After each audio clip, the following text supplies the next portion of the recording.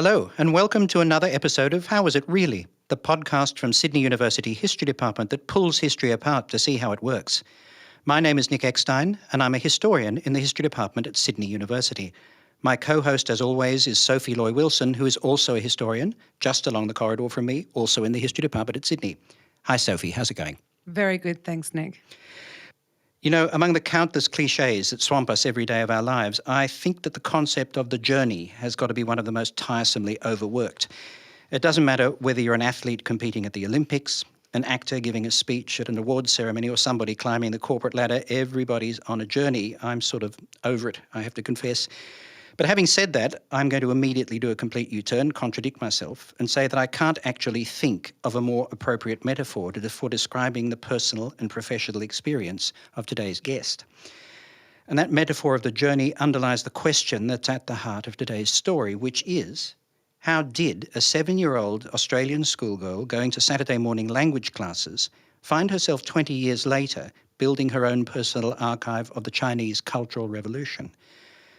I know you agree, Sophie, that talking to today's guest in recent days has not just been fascinating, it's been sort of inspiring. And I'm really delighted that she's agreed to talk to us today. Yes, we're really very lucky to have Minerva Inwald join us today. Minerva teaches with us in the History Department at Sydney University and is writing a doctoral thesis on the Cultural Revolution, specifically on the topic of how art and art exhibitions can be used to get beneath the surface of political and cultural life in China between 1962 and 1977. Of course, falling in the middle of that time was Mao's Cultural Revolution of 1966 to 1976. Hi, Minerva, and thanks so much for agreeing to talk to us on How Was It Really? Thank you for having me. We're going to get to the question of how you came to be a Chinese historian in a minute. But first, we always like to begin with a more basic question, and that is, why are you a historian? Well, I think that studying history asks us to kind of question our most fundamental assumptions about the way that the world works and the natural order of things. I find those kind of questions to be really intellectually satisfying and also just exciting in general. Right, so to get our teeth into the reasons as to why you're on that kind of journey, as we keep on saying, or I keep on saying, we need to set the scene. And to do that, we're going to wind the clock back a little bit. So what we're doing is imagining a weekend in 1997. It's 9 o'clock on a Saturday morning. Everybody else your age is, I assume, off playing sport, out somewhere having fun or just sleeping in. But you've been up for hours and you're sitting at your desk in a class of students, mostly from Chinese Australian families, and you're studying Mandarin, Minerva. Give us a snapshot. One day when I was 7 years old, my mother informed me that I would be going to Chinese school from now on Saturdays. I did not attend voluntarily. It wasn't entirely clear why I was going. So as you mentioned, most of the other students were from Chinese Australian families. I have no Chinese Australian heritage. My parents, in fact, speak other languages that they didn't teach me. So there was a certain amount of bribery that was involved in getting me to attend Chinese classes, which I went to Chinese school until I was about 12 or 13, and then from there continued to study Chinese at high school.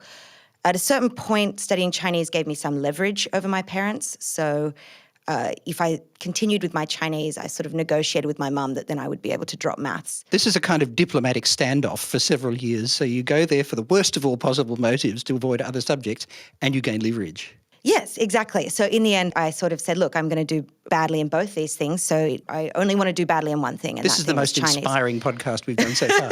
This is great. Actually, though, seriously, my impression in talking to you about the interview is that along the way you actually discover that you're pretty good at Chinese.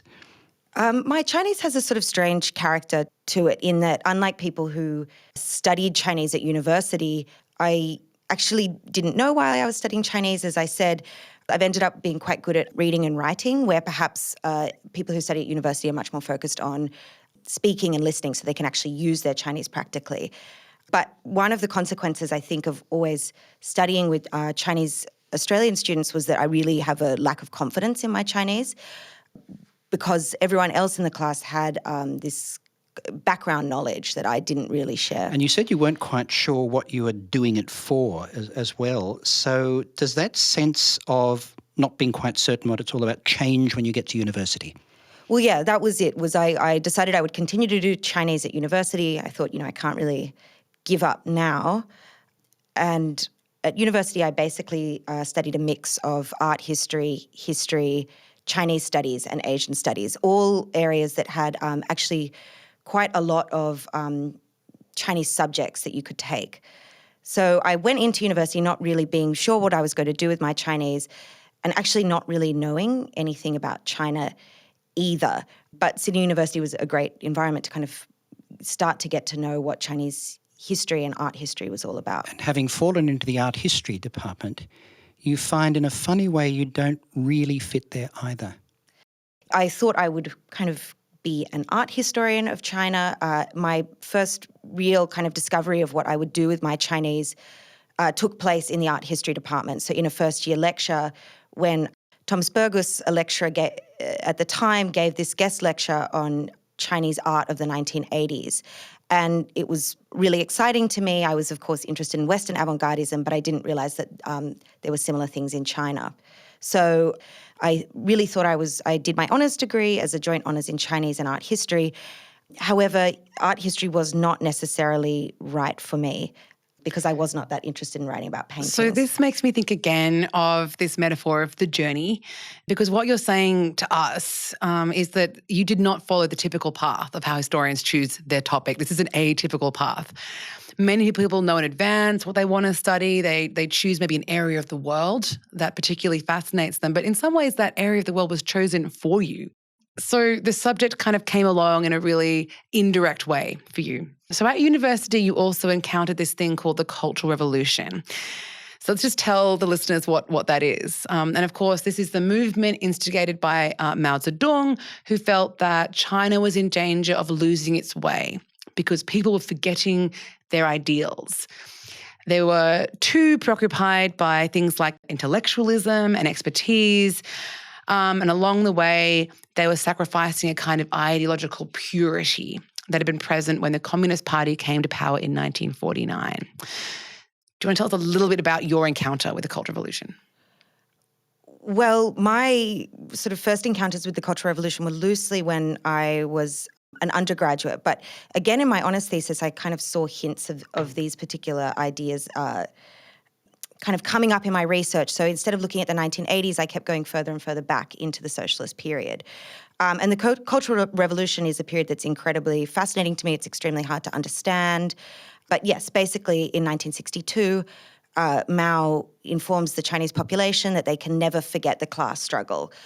In particular, Mao's concerned about China's youth, so the so-called revolutionary successors who have grown up under socialism, and so they don't remember the so-called old society and all its horrors. So this process of sort of re-revolutionizing young people begins in the mid-1960s, teaching them to kind of hate capitalists and imperialists and all their class enemies. Because they'd become too complacent, is that right?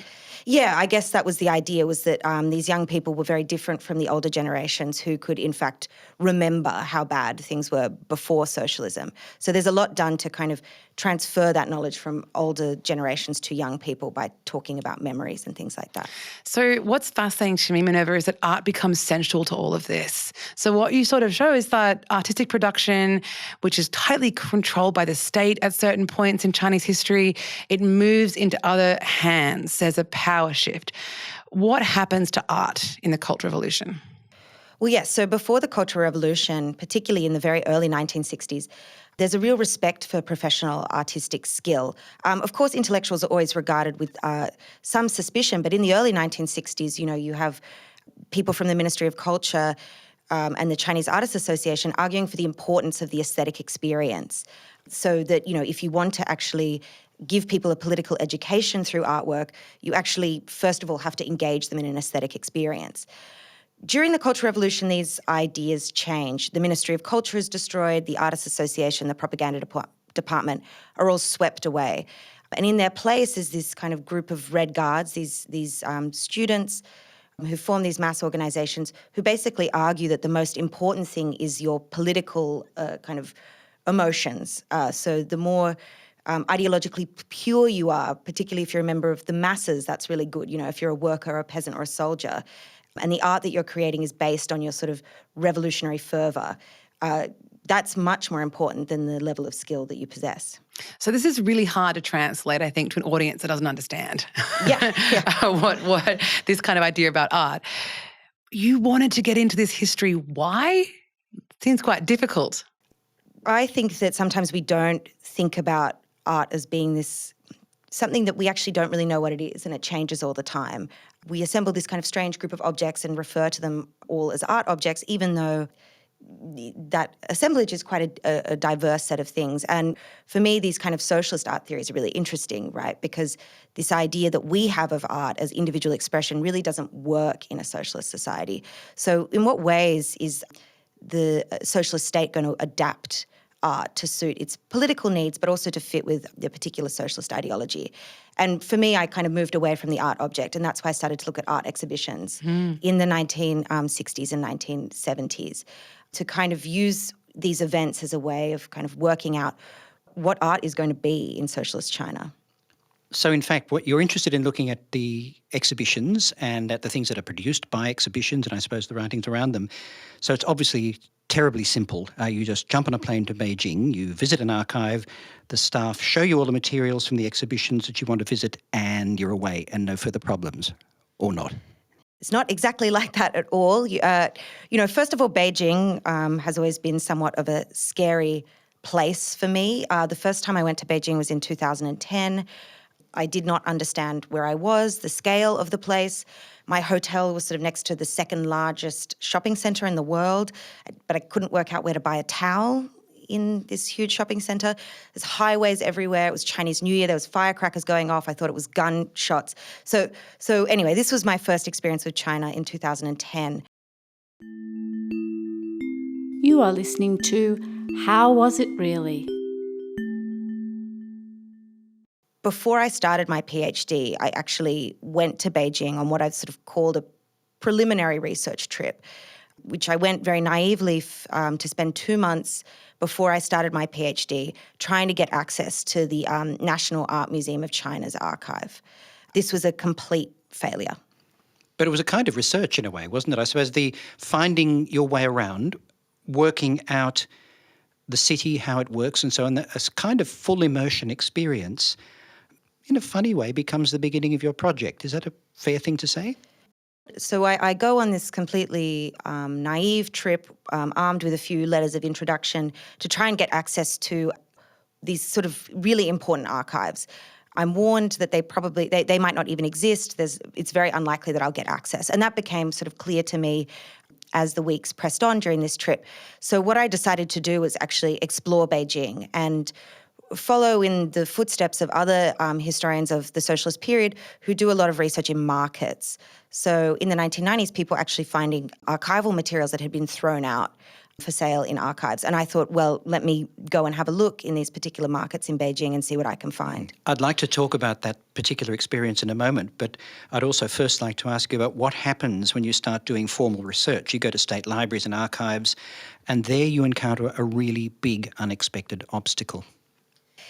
Yes. So basically, the kind of bureaucracy in China and also the way in which information is so tightly controlled. So, for instance, when I went on my research for my PhD, in fact, I was actually a student at the Central Academy of Fine Arts and expected to use their library, no problems. They had this amazing collection of propaganda posters from the period that I wanted to look at. I got there and the librarians told me, oh, they're being organised. And that was not a good sign. That was not. I consulted my supervisor. She said, organised is really bad. You are not getting any access. And, on subsequent trips to Beijing, they still have not reopened that particular set of materials to researchers. So, you really have to spend a lot of time building up relationships, working out what's possible and what's not possible. And you talk about building up credibility. They have to sort of know you because you start as a stranger and they don't know who you are. You can't go as nobody, right? So first of all, you need to have a letter of introduction. So I had to be a student there because without a university to write me a letter of introduction, I would not be able to access the archives. Yeah. And every time you visit, you have to give them your passport.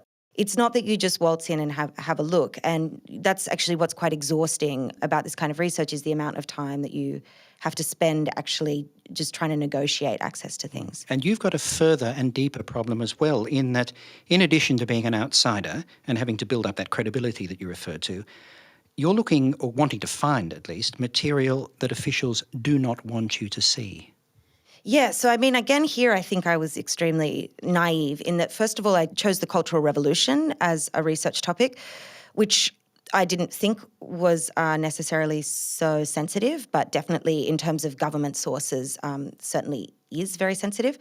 But also Beijing is particularly bad. So a lot of interesting research has come out of Shanghai archives. But because Beijing is a centre of power as well, that meant that there were just certain things I was never going to see. What exactly were you after, and why couldn't you have it? Well, I would have loved to see sort of government documents in archives. So I knew I wasn't going to get access to kind of national level archives like the Ministry of Culture. But I thought that what I might see is instructions from those national bodies to the Beijing government that, there were bits and pieces of that, but basically not as much as I expected. Again, there were the things like posters and art books that I wanted to see. There's all just kinds of other bureaucratic problems as well in terms of, you can only request 3 things at a time out of the storage room. And eventually some people at the Central Academy Library got just sick of me and said, just request as many as you want. I can't be bothered walking back and forth. Well, that way it's better than Italy. Because Yes, you don't get more than 3 pieces for any reason. Well, So- I broke the young man at the Central Academy Library, so he would do that for me. So there were these kinds of stupid restrictions, but also there were things that weren't in the archives at all. So I knew that the kind of publications produced by Red Guards during the early Cultural Revolution, as far as I can see, they're not actually held at the Central Academy of Fine Arts. So even though that university had lots of Red Guard groups, we know their library collection doesn't include their publications. So you've come all that way. You've journeyed all that way. There's that metaphor again. And what you find are all these absences and kind of silences and erasures that you've got to negotiate. So not only would the archive staff in Beijing prefer that you probably not look at the Cultural Revolution and the documents of the Red Guards, but you also find that the archivists have actively thrown out the kind of material that you want to find. So clearly they're quite keen to erase some of it.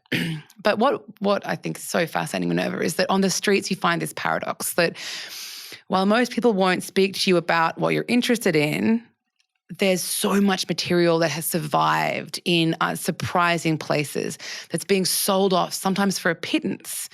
And so we have this picture of you kind of as a almost beachcomber walking along, picking up these material artifacts that are being discarded of the Cultural Revolution, that sort of washed up all around you. What exactly did you find? Well, I found all kinds of interesting things, from scrapbooks to postcards. But most of what I was actually interested in were these kind of newsletters and sort of small journals published by Red Guard groups during the Cultural Revolution. As well as using markets, I also started using this online secondhand bookselling website called Kongfuzi, where I could actually look up what I was really looking for and see what was available. So I managed to buy these mimeographed newsletters produced by Red Guards at the National Art Museum of China, which was really exciting. However, doing research in this way comes with its own limitations, in this case, financial. So there were 60 issues of this magazine, but I could only really afford to buy 30. The person selling the other 30 wanted a crazy amount of money, like 5,000 Australian dollars. So there were certain limitations. And you're also racing against time because these objects are disappearing and actual buildings are being torn down around you. You might go to markets one day and they're there and they've disappeared the next. So there's a real sense of urgency as you build this archive, is that right? Yeah, I mean, I think anyone who has lived in Beijing always has this, feeling of Beijing's kind of rapid changes all the time that are really out of your control, and it can be quite disorienting in a way. But yes, the market where I first did research, where actually, before I started my PhD, I built up quite a good relationship with a man at the market there who would bring me art-related materials. He said, come back when you're doing your PhD.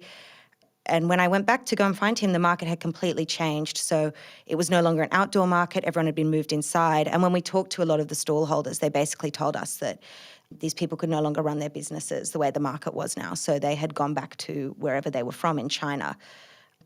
So not to mention that around this particular market in Beijing, the actual physical environment was being torn down. It was a sort of area of Beijing that was being destroyed. So you'd walk through these kind of ruins where you have people's houses just sort of ripped open with a kind of calendar still on the wall and washing still hanging out, but you can't work out where anyone's living. So, I mean, I think that's certainly just the feeling of Beijing in a way, and has been for, the whole 20th and 21st century, is just this sense of this rapidly changing city that's very much out of the control of the people who actually live and work there. I think people listening to this will get a sense of why we enjoy working in our department, because we get to talk with our colleagues about exactly this kind of stuff. And so, of course, we have conversations informally about what we're all doing. And one of the things that's been clear to us in talking to you, Minerva, is that while many scholars have studied the Cultural Revolution from all sorts of angles, you are actually doing something new. You're looking from a different angle. So can you talk a little bit about that? Yeah, well, I guess what I would say is that I'm a historian of art during the Cultural Revolution. So I don't think of myself as an art historian. And really the study of art in the People's Republic of China has Could you enlarge on that distinction just a bit? Yes, You're a historian of art, not an art historian. So so art historians, I think, work out from objects, right? So art historians become fascinated with a particular object and work out from that. I don't work from objects, that's why I work around exhibitions. I work a lot from text as well. Now, I think the Cultural Revolution is not a particularly exciting topic for art historians because the objects themselves are not particularly engaging, the art objects. Whereas for me... The ideas are, right? Yeah, so for me, the ideas, looking at it as a kind of historian of art during that time, focusing on text, the period becomes actually really exciting. And so that to me is kind of a shift as well, where you're not bound, art historians really like to, they kind of have this pull towards objects that that they find aesthetically interesting.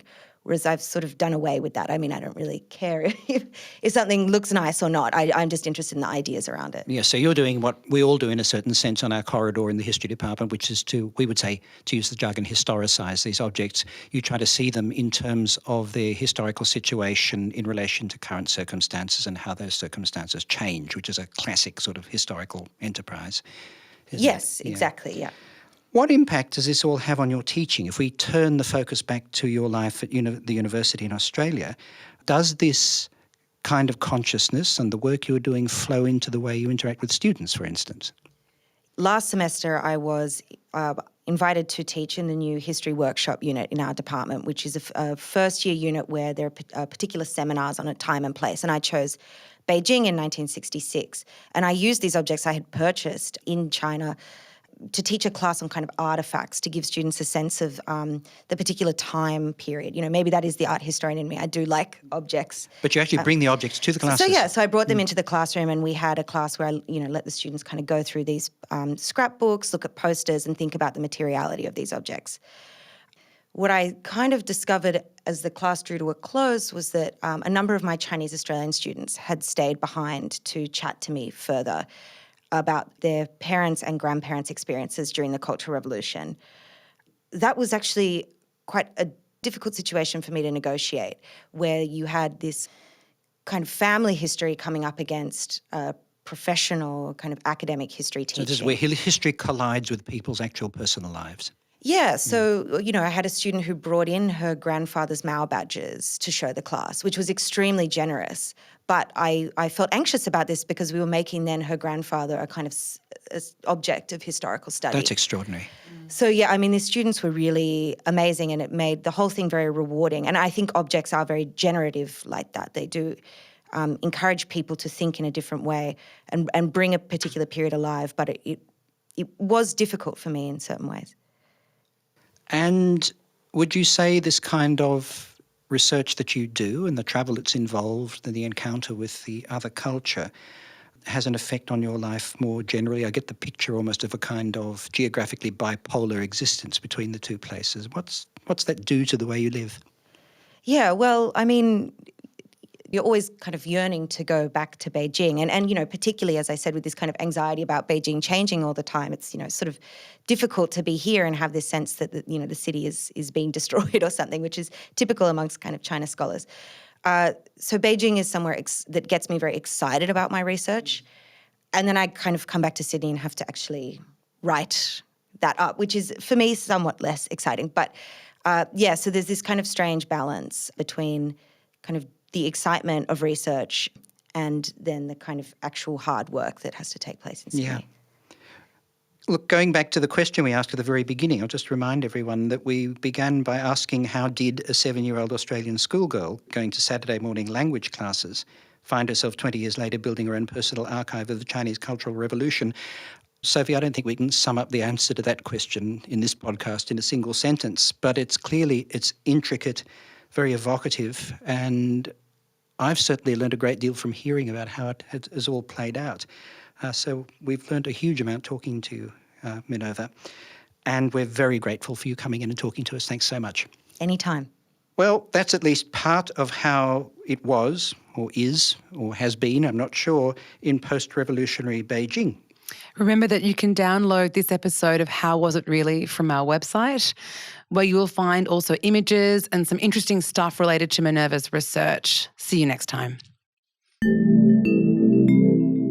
How Was It Really? It's written, recorded and produced by the Department of History at the University of Sydney.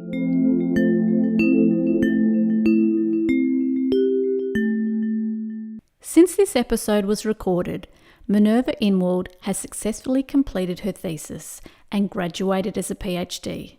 Congratulations to Dr. Inwald.